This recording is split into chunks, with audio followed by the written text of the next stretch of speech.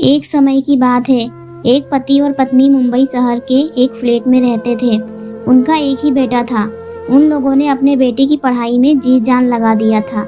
लड़के का नाम आंसू था। आंसू जब छोटा था, उसके मम्मी पापा उसकी हर वह जरूरत पूरी करते थे जो वह कहता था। अपने भले ही वह लोग एक टाइम का खाना कम खाते थे, लेकिन अपने बेटे आंसू का सपना पूरा करने में कभी पीछे नहीं हटते थे। ऐसे ही करते करते समय बीत गया। आंसू अब बड़ा हो गया था और अपनी पढ़ाई भी पूरी कर चुका था। पढ़ाई पूरा करने के बाद आंसू को अमेरिका से कई कंपनियां ने ऑफर दिया।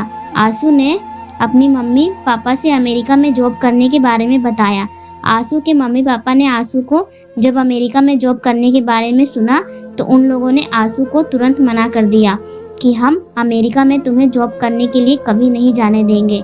उन लोगों ने आंसू से कहा कि बेटा, हमने तुम्हारी हर जिद पूरी की है, पर अमेरिका में जॉब करने की जिद कभी नहीं पूरी कर सकते। तुम हमारे इकलौते बेटे हो। अमेरिका चले जाओगे तो हम किसके सहारे रहेंगे? अभी तक तो तुम्हारी पढ़ाई लिखाई से लेकर तुम्हारी हर खुशी का ख्याल रखने में हमने कोई कमी नहीं छोड़ी, चाहे हमें एक टाइम भूखा ही क्यों ना सोना पड़े। इस बात पर आंसू ने कहा, मम्मी पापा, मैं अमेरिका जाऊंगा और वहां पर ढेर सारा पैसा कमाऊंगा तो आप लोगों को वहां से पैसे भेजूंगा और आप लोगों की हर जरूरत पूरी हो जाएगी। इस बात पर आंसू के मम्मी पापा ने अपने बेटे आंसू से कहा, बेटा, इंडिया में ही जॉब कर और पैसों से हर जरूरत पूरी नहीं होती। कभी कभी अपनों का भी साथ जरूरी होता है और तुम मेरे इकलौते बेटे हो और हमें इस उम्र में छोड़कर चले जाओगे तो हम किसके सहारे जिएंगे? आंसू जैसे निर्दय बेटे को अपने माँ बाप की बातों का कोई असर नहीं पड़ रहा था। आंसू ने अपने माँ बाप की एक न सुनी और वह कुछ दिन में अमेरिका जॉब के लिए चला गया। इधर आंसू के पापा अपने बेटे आंसू के अमेरिका जाना बर्दाश्त नहीं कर पाए। शायद ज्यादा सोचने की वजह से उन्हें हार्ट अटैक आ गया और वह इस दुनिया को छोड़कर चले गए। माँ ने फोन पर आंसू को उसके पापा के डेथ के बारे में बताया। आंसू की अभी नई नई जॉब लगी थी, शायद उसे छुट्टी नहीं मिल पा रही थी और वह अपने पापा के अंतिम संस्कार में भी नहीं आ पाया। इधर आंसू की माँ एकदम अकेली पड़ गई। वह आंसू के आने का इंतजार करने लगी कि एक न एक दिन तो आंसू जरूर आएगा। वह इसी इंतजार में रहती कि मेरा बेटा आंसू कब आएगा, उसे देखे बहुत दिन हो गया। माँ तो माँ होती है, उसकी ममता का कोई मोल नहीं होता। आंसू हफ्ते या महीने में एक बार अपनी माँ की को फोन से खबर ले लिया करता था और थोड़े बहुत पैसे भी भेज दिया करता। बार बार यही कहता कि माँ, मैं जल्दी आऊंगा। एक दिन आंसू अपनी माँ को फोन लगा रहा था पर उसकी माँ को फोन नहीं उठा रही थी। उसने सोचा कि शायद वो किसी काम में बिजी होगी। उसके बाद आंसू भी अपने काम में बिजी हो गया। कुछ दिन बाद फिर आंसू ने अपनी माँ को फोन लगाया। फिर से आंसू की माँ ने फोन नहीं उठाया।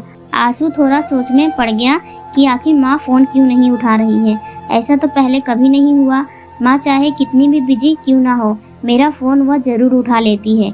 आंसू की माँ जिस कॉलोनी में रहती थी, वहाँ के पड़ोसी का नंबर भी आंसू के पास नहीं था। उन लोगों के पास फोन करके अपने माँ के बारे में पता कर सके। इस बार आंसू के मन में कई तरह के सवाल उठ रहे थे, मानो कोई अंदर से उसे पुकार रहा हो। उसका काम में मन नहीं लग रहा था। उसका मन बहुत बेचैन था। इस बार आंसू ने इंडिया आने का प्लान बना ही लिया और कुछ दिन बाद वह इंडिया भी आ गया। जब आंसू अपने घर आया तो उसके घर का दरवाजा बंद पड़ा था और उसके पास चाबी भी नहीं थी। उसने चाबी वाले को बुलाया और घर का दरवाजा खुलवाया। आंसू जब अपने घर के अंदर गया तो उसकी माँ कहीं दिखाई नहीं दे रही थी। वह कई बार आवाज दिया, माँ तुम कहाँ हो, माँ तुम कहाँ हो, मैं आ गया हूँ, तू कब से मेरा इंतजार कर रही थी ना, देख आपका बेटा आ गया है। पर उसकी माँ कहीं भी दिखाई नहीं दे रही थी। आंसू की माँ जब घर में कहीं नहीं दिखाई दी तो फिर अपनी माँ के रूम की तरफ गया। उसने देखा उस रूम का भी दरवाजा अंदर से लॉक था। चाबी वाला अभी आंसू के साथ ही था। चाबी वाले ने उस रूम का भी दरवाजा खोला। रूम का दरवाजा खुलते ही आंसू ने अपने माँ के बिस्तर पर जो नजारा देखा, उसकी आंखें फटी की फटी रह गई। उसने देखा उस बिस्तर पर लेटा हुआ कंकाल था जो उसकी माँ का था शायद।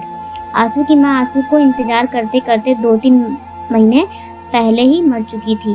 मुंबई जैसे शहर में कौन देखने जा रहा है कि कौन अपने घर में क्या कर रहा है, क्या नहीं। आंसू अपनी माँ का कंकाल अपनी आंखों के सामने देखकर इतना रो रहा था और रोते रोते कह रहा था, मेरी बूढ़ी सी माँ, मेरे अमेरिका से आने के इंतजार में इतनी थक चुकी थी कि अब उसके इंतजार बर्दाश्त नहीं हुआ और वह यह दुनिया छोड़कर चली गई।